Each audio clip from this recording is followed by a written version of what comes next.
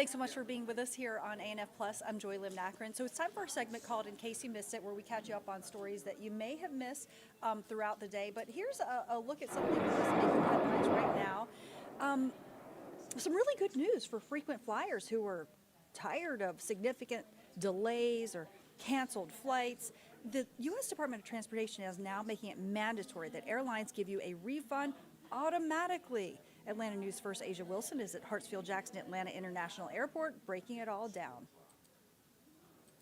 This is a major change. It's huge. In fact, the U.S. Transportation Secretary Pete Buttigieg made the announcement on X saying this all went into effect on Monday. So how does all of this work? So let's say your flight is canceled or significantly changed and you decide not to accept this or decide not to rebook on an alternate flight or have alternate compensation.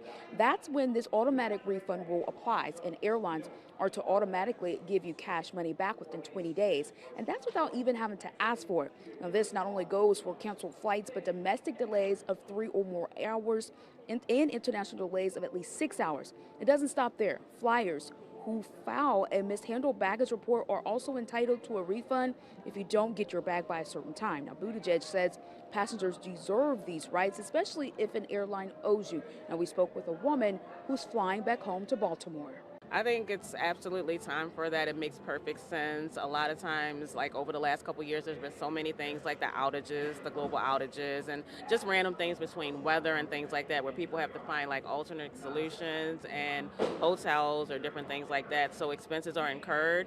Now, remember, luggage issues along with canceled and delayed flights were big problems months ago during that global outage. Now, Delta is suing the cybersecurity firm CrowdStrike for all of this. They're suing them for $500 million.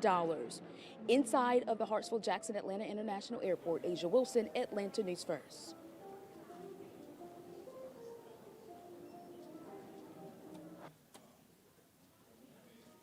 And in DeKalb County, if you live there, your water bill could soon go up.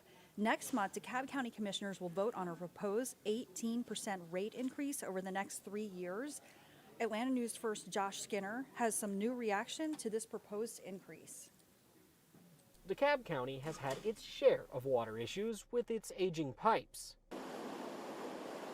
We have an aging system that had been neglected for many, many decades. And DeKalb County CEO Michael Thurman wants to make sure the flow of water stays strong inside those pipes. We are at a critical juncture where we must make these investments. Those investments? An annual 6% sewer and water rate increase every year over the next 3 years, expected to bring in $107 million, which would go to buy over $200 million in bonds to continue the work on the Scott Candler Water Treatment Plant, the county's only source of fresh potable water. God forbid there's a catastrophic failure, 5 hours of reserves and nothing else. But for some DeKalb County residents, financial reserves are not something they have to offer. It would be devastating. Catherine Maddox works with the advocacy group DeKalb Water Watch. The Black residents, the residents with disabilities, and the lower income residents are going to be facing a catastrophe. She's not opposed to the rate hike, in theory, but believes the vote should be taken up after proposed legislation first addresses shutoff protections, income-based payment plans, and a customer advocacy office, all designed to protect vulnerable residents. To Thurman, it's a delicate balancing act. We have to be sensitive to affordability. But with his term ending in a couple of months, he wants to get the can picked up so it doesn't end up further down the road.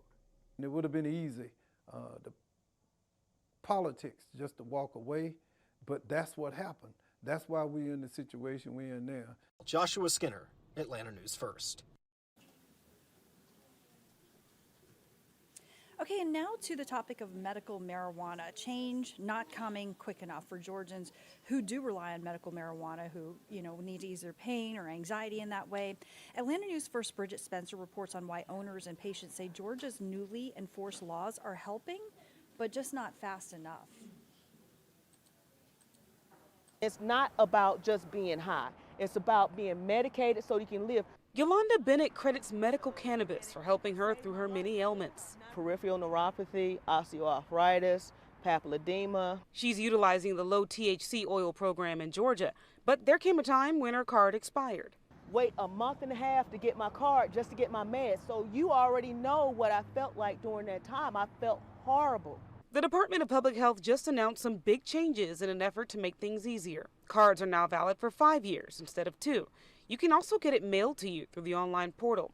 However, the cost has gone up to $30. The changes are welcomed, but some feel the state should take it a step further. You're waiting on your medical cannabis card. You should be able to get it instantly. Judson Hill operates Fine Federal Dispensary, one of the few in Georgia. Many of these people have end-stage life conditions. Every day matters for better quality, for helping them find healing. The Department of Public Health said in an email to Atlanta News First that the cards can take up to 10 business days to arrive, but usually it takes around 5. They also say right now the same-day option is just not feasible.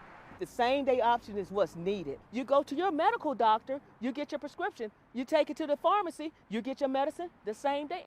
Bridget Spencer, Atlanta News First. All right, let's now turn to an ANF investigation. Better Call Harry steps in to help a Noonan family with a nasty plumbing mess and a huge bill as well. The repairman's repairs flooded their basement and also left black tar on their carpet. All seemed lost until Harry came to the rescue. The couple hired Barty Plumbing because it's a family-owned business and it's been around for 30 years. But this repair looks like something out of a horror movie. Earl and Lily Chapitel's Noonan home could be the next sequel to the Amityville Horror. Their hidden basement storage room is the perfect backdrop. Hello? Hello? Add a touch of red, some hand-smeared tar, and it's the perfect dwelling for an evil presence. Hello? I'm still here, Harry. Earl is not evil, but he is horribly frustrated with a Barty Plumbing $4,300 repair. Level of frustration on a 1 to 10, 11. On September 17th, the couple hired Barty to replace their main water line. The workers installed a new line from the meter all the way to the house. They drilled a hole through the basement wall, replaced a valve, and called it a day. A week later, Metro Atlanta got record-breaking rain followed by Hurricane Helene. When the workers installed the line, they did not seal around the opening and left a piece of the old water line sticking through the wall like a faucet. It's pouring in. Pouring in.